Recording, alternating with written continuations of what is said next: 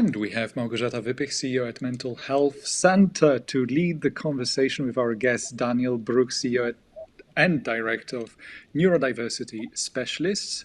Welcome and enjoy the conversation. Thank you very much. Welcome.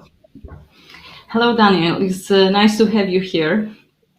When I'm listening to all those lectures today, those presentations, I have this feeling that we talk about diversity and inclusion in this kind of approach that is kind of traditional, that we talk about diversity, that it's based on external cues like gender, like, skin color, age, or disabilities.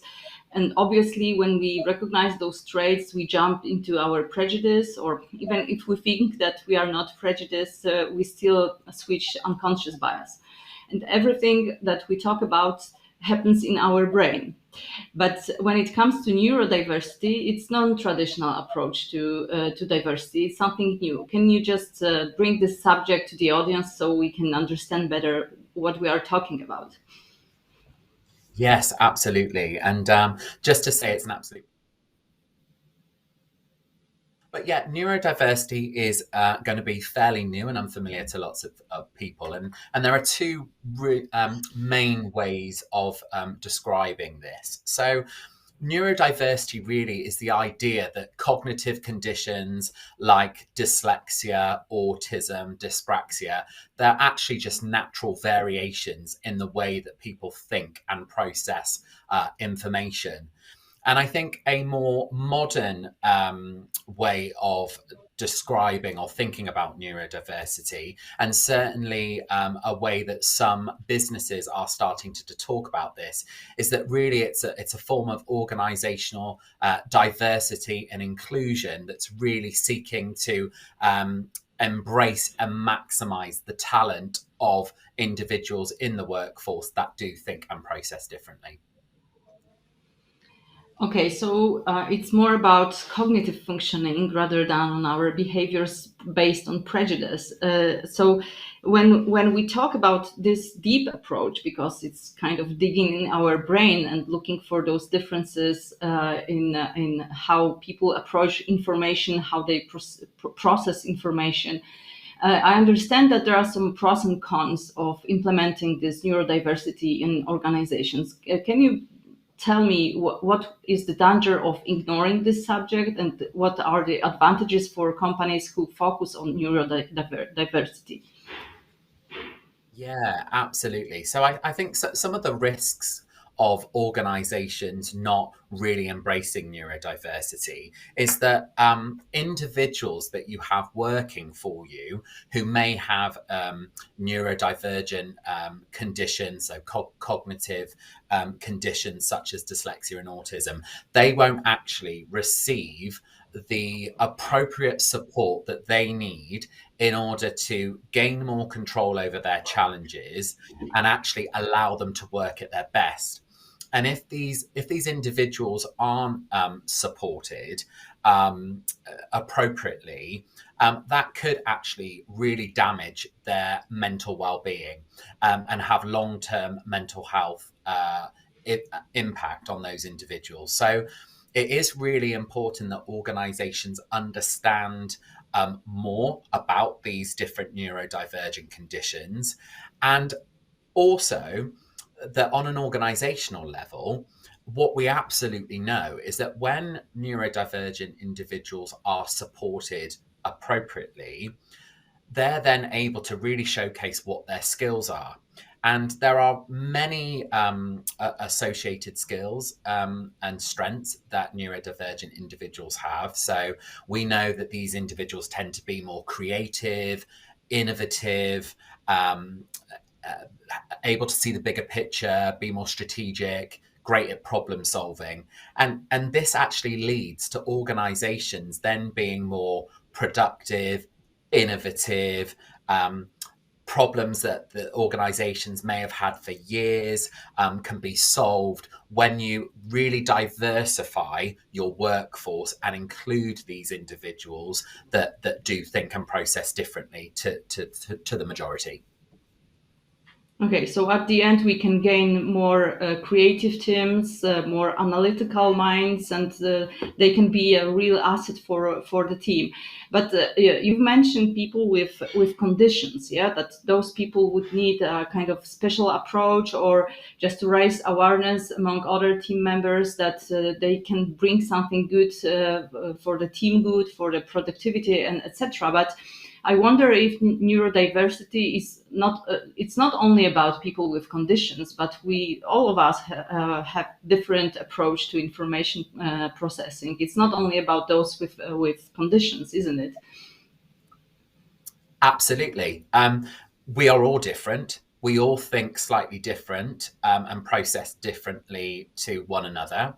I think what we do need to be aware of, though, is that individuals who are dyslexic, autistic, dyspraxic, for example, they can think quite differently and process quite differently from the norm. So they may need additional support that will allow them to work at their best.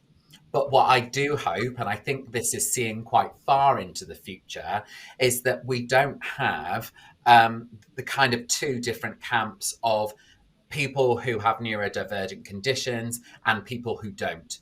That actually organizations in the future, when they're thinking about ways in which their workforce need to be supported, take a very person-centered approach to this.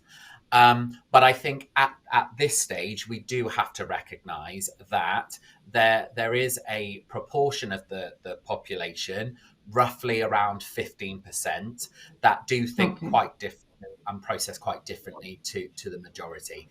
And a lot of organizations are just not set up for that diversity at the moment.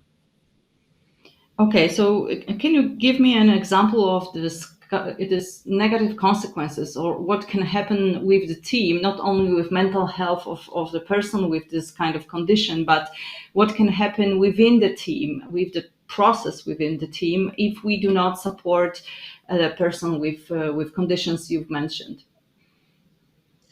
Yeah, certainly. So I think the danger there is that teams won't be as efficient and as productive as they could be. They might not be really maximizing the talent of certain individuals within the team. I also think that if there's a lack of understanding around neurodivergent conditions and the benefits of having teams that are diverse in the way that they think and process, that can lead to communication challenges, misunderstanding. Um, I have seen, unfortunately, cases and examples of where individuals have been performance managed because um, colleagues or particularly their line manager or supervisor doesn't understand why they are struggling and having certain challenges and why they're not performing in some areas to the standard that they need to be. So it is really important that teams do understand what some of those common challenges can look like and understand how they can support one another to work at their best. And my number one tip really for all individuals is to be really adaptable and really flexible in the way that you work with others, and to just really understand that the way that you may prefer to communicate, the way that you may prefer to work and tackle tasks might not be the same as others, and really kind of being aware of that and being willing to be flexible, I think can be very, very, very beneficial. Okay, I can even imagine that if we have this kind of situation in the team that one of the members is diverse in this way, it can even lead to some kind of ostracism and conflict, or even a kind of passive aggression toward this person. So I can imagine that those consequences might be even stronger than what you just mentioned. But I will challenge you with one example, because I faced a situation when manager didn't know, but we suspected that he may have the Asperger spectrum. And he didn't realize this. He wasn't diagnosed, but the way he was communicating with the team was harmful. So they couldn't understand the process, that they established something during the meeting. You know, they thought that they are on the same page, but just after the meeting, the emails from him were about something completely different, because he was very attached to specific meaning of the words, for example. And the conflict grew, and obviously it finished bad. So if we have this situation that there are those communication conflicts, what would you do in this situation?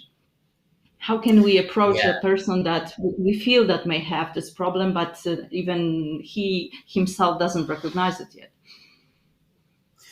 Yeah, well, that is a very difficult and tricky situation. And I think that there are lots of individuals who don't realize that they're neurodivergent, don't realize where their challenges are coming from, and actually the impact that those might have on others around them. So in this scenario, what you would hope is that individual's manager, or that individual's that the person that they report into, would have some awareness about neurodivergent conditions, and would be able to not label that person with having a certain condition, but say to that individual, I've noticed that there are some challenges here. This has had this impact. So something to get very clear here: managers should not avoid managing poor performance or managing performance that is not to standard. But what managers should be doing is trying to understand what is causing this. And as one of the one of the things that we say is the first thing that you should be looking at when managing poor performance is a form of disability contributing to this. And in this case, if the person was autistic and had a neurodivergent condition, that would be considered as being a disability of some sort, a hidden disability. And the manager might be able to say to that individual, look, we want to understand what might be causing this, and advising that person maybe to go through a screening process that won't say you are autistic or you are not autistic, but it might give an indication as to whether you are or not, and then kind of further support could be put in place. But managers should not be afraid to manage performance, and they should not be afraid to say to individuals, we need to understand what's causing this, or what's contributing to your challenges, so that we can understand how we can support you correctly, and help you to perform at your best and to the standard that you need to be. Okay, so I can tell you that in this example, this story didn't went good, because this person got this feedback and got this very diplomatic way, this suggestion that there might be some other cause of those communicative mismatches, but this manager didn't took this feedback and done nothing with it. So at the end, it's the contract must be terminated. So what you're saying is that, in fact, the managers should be more aware of those potential difficulties with neurodiversity that people may have. So we come to this next step that I wanted to talk about: how we can prepare organization, and what would be the very first step. How can we raise awareness about neurodiversity and to change this approach? Yeah, certainly. So I think that a lot of organizations will not really be aware of neurodiversity, and may not be familiar with what that means and what it represents. So a really good first starting point is to build awareness through awareness presentations, awareness training. I think you really need to introduce the topic to individuals within the organization. and allow them to start talking about it, allow them to start thinking about it, allow them to, really debunk some misconceptions and some stereotypes that they might have around people who are neurodivergent. What typical challenges does someone have? Understanding that each neurodivergent person is different. They'll have their own set of challenges at different points along the scale. So I think a really, really good place to start is some awareness training or an awareness presentation, bringing an expert into your company to start talking about the topic and to start getting individuals more familiar about it. And then you can think about what is the next step within the organization, which is usually, in most cases, really starting to kind of put together a process of support so that anybody joining your organization that may be neurodivergent, they know how they're going to be supported, and they know what that process looks like. And obviously, so will the current members of staff as well. Okay, so I can imagine that the very first step would be to raise awareness, to provide lectures, eye-openers for all organizations, not only for managers, but also for line employees. But the next step, you use the term support. But when I hear support, it seems some skills are required here as well. I can the conversation with someone with neuro conditions. It's not an easy one to talk to, yeah. So we need some skills, yeah. So what do you suggest for managers, because those are the one who will talk with those people, give them feedback. Yeah. So besides opening lectures, yeah. Mm-hmm.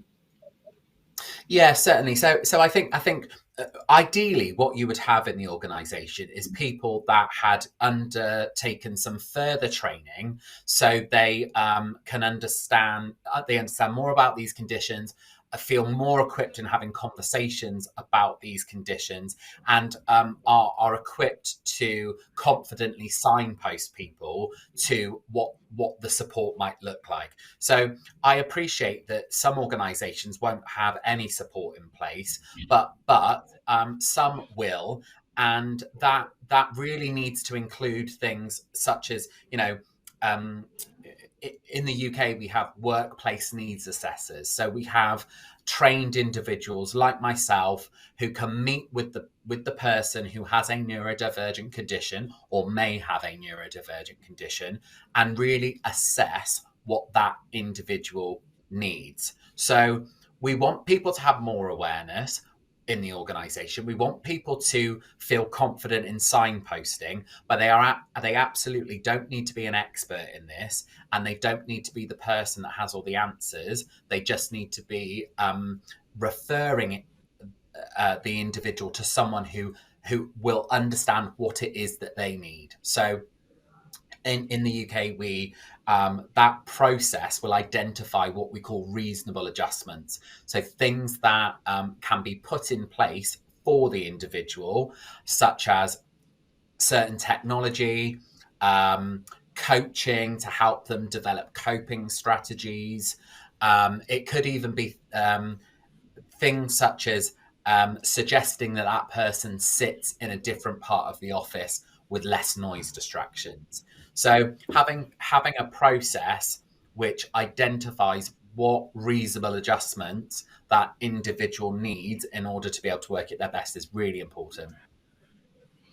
Okay, so first step is creating self-awareness and eye-opening sessions. Then it's to train managers how to spot this problem and how to talk with the person to motivate them to look for additional support.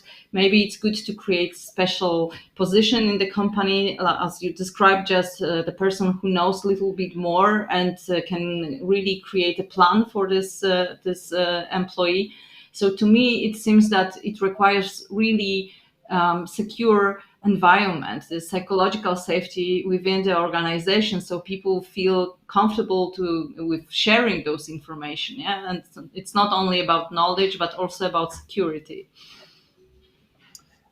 Definitely. So the organization, you really have to think about the culture within that organization so that people do, as you've just said, feel safe and feel confident in disclosing or sharing the fact that they are neurodivergent and feel confident about reaching out for additional support. And I think that by building awareness, that is a really good first step to changing the culture to one of which is neuro-inclusive, one that really is set up to understand that people think and process differently and really value the fact that people do. So you're absolutely right. Creating that safe environment and a safe space for people to disclose is a priority. Okay. Małgorzata, Małgorzata, Daniel, much as I dislike to interrupt this conversation, we ran out of time a while ago, and I would still like to at least share the questions we got from the audience. So I hope you don't mind, Małgorzata. Go ahead.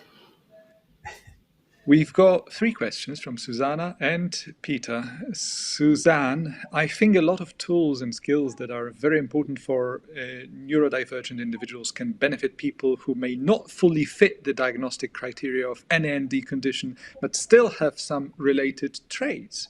How would you manage drawing the line of who gets accommodations? Second question also from Suzanne. How to set expectations, for example, that accommodations will not make a person neurotypical over time. And last question from Peter, Asperger's is not known about, so how to pre-warn HR to make responsible adjustments in the hire fire process? Would you like to comment briefly? Daniel, I give the floor to you. You are a specialist here. Thank you. Yeah, absolutely. So the first question around reasonable adjustments or support also being helpful for people who don't have neurodivergent conditions. Yes, absolutely. There are going to be people who don't have a neurodivergent condition that have similar challenges. So they might have challenges with planning and prioritizing their work, for example. And one of the things that I encourage people that I support and work with, so neurodivergent people that I work with, is to share the things that they've learned when they've been through some coping strategy coaching or when they're using some tools. And I think that organizations really need to be open to having that person-centered approach, regardless of whether the individual is neurodivergent or not. If you have an individual that is having challenges with a certain area of their work, really trying to understand what is the best form of support for that person, what may or may not help them. And I really hope that we get to a point in the future where specialists like myself and like other trained workplace needs assessors can work with all sorts of individuals, whether they've got a diagnosis or not, or whether they have a neurodivergent condition or not. I hope I've answered that question. Thank you very much. I'm afraid we need to stop here. Daniel Brooke, CEO and Director of Neurodiversity Specialists, Małgorzata Wypych, CEO at Mental Health Center. Thank you very much for this discussion. Thanks for having me. It's been a pleasure.